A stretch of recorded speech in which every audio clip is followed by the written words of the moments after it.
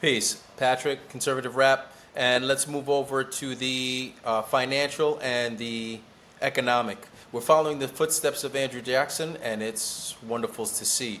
First, from Red State, I'm going to take a look. Big Supreme Court agrees to take up tariff cases and expedites proceedings. Check this out. This may not officially start their term until Monday in October, but the Supreme Court has been busy this week with multiple orders issued pertaining to cases involving the Trump administration. In addition to issuing an administrative stay on the USAID funding cases on Tuesday, the court also granted the Trump administration petition for certiorari in tariff cases, agreeing to take up the matter just a week and a half after the U.S. Court of Appeals for the Federal Circuit issued a rather stunning ruling affirming the Court of International Trade decision would set aside 5 of President Trump's executive orders imposing tariffs. Court has just granted cert and expedite proceeding in tariff cases. The court's order in Learning Resources versus Trump and VOS Selections Inc. versus Donald Trump reads, I'm not going to read this, it's a lot of legal jargon, but just straightforward. As indicted, the court is scheduling oral argument in the case for the first week of November.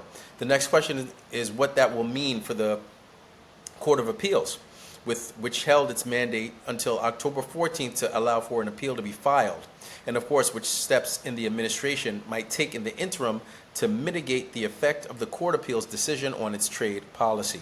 Red State will continue to follow the story with any updates. The headline of the article was updated post-publication for clarity. And I'm going to move on. This is from El Paso Inc. But again, tariffs are a wonderful tool set within the geopolitical economic landscape for us to return and balance the playing field, and it's wonderful to see.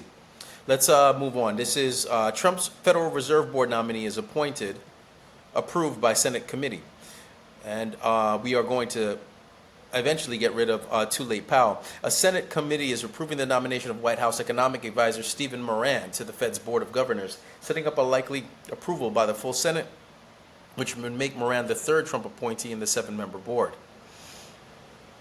A Senate committee on Wednesday approved the nomination of White House economic advisor Moran to the Fed's Board of Governors, likely to be approved by the full Senate, 7th member of the board. The White House has pushed for an expedited Senate approval for Moran, which was nominated by Trump to replace Adriana Kugler, who stepped down in August.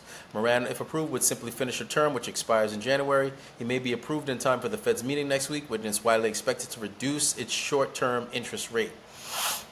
The committee voted to approve Moran on partisan lines, 13-11, with Democrats, of course, voting against. Moran's nominations raised concerns about the Fed's independence from day-to-day politics, since he said during a hearing last week that he would keep his job as head of the White House counsel's economic advisor while on the board, a historically unusual arrangement. Presidents have nominated members of their staffs to the beds before, but the nominees have always given up their White House jobs. The vote comes a day after the federal court blocked Trump's effort to fire Lisa Cook, who he accused of mortgage fraud.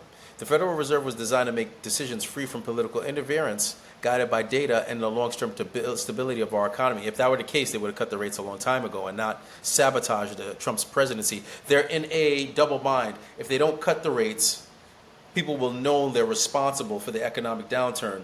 And if they do cut the rates, they're doing what Trump wants. So it's a political, masterfully woven play, again, by Trump and the Patriots.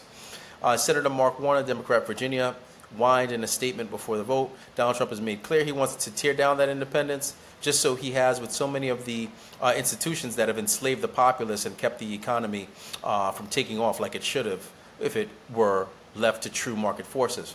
Moran said he would step down from his White House position if he's chosen for a longer term. There you go. That counters the whole thing. Yet he can remain on board after Kugler's term ends in January if no replacement is named. He said that in case he would consider keeping his White House job, even if he remains, sparking fresh criticism from Democrats. So again, more happening. Wonderful to see. On the global stage, let's take a quick look. Nepal. This is just a quick synopsis of what hopefully won't come here. Thank God we have a First Amendment of free speech. Check this out. In Nepal, politicians banned social media over alleged misinformation and Gen Z protesters torched the parliament, including the ex-prime minister's wife burnt to life as protesters set his home on fire. Pretty wicked and pretty outrageous, but again, the people are not asleep, and they're willing to do what it takes to take power back. Again,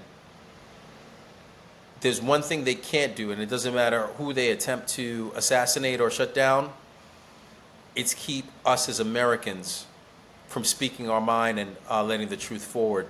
I'm going to just close out here, and we'll go back to the socio-political landscape here in America in the next post. Thanks. Feel free to like, comment, subscribe, share, and check me out at ConservativeRap.com for more. Peace.